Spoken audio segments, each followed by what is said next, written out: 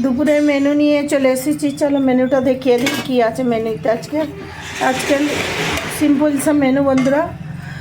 এখানে আছে এক হাঁড়ি ভাত, সাদা ভাত, আর এখানে আছে একটা মাছ ভাজা, আর এখানে এগুলো কী বলো তো, এগুলো হচ্ছে সতনা ফুল দিয়ে আর আলু দিয়ে ভাজা করেছি,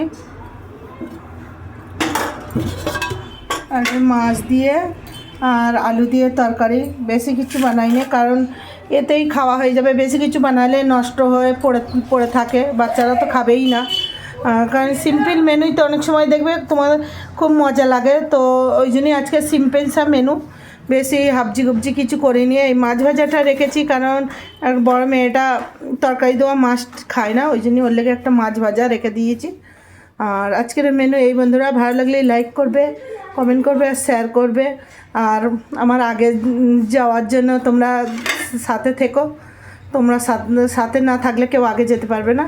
চলো বাই, সবাই ভালো থেকো, দুপুরে খাওয়া দাওয়া করে নাও।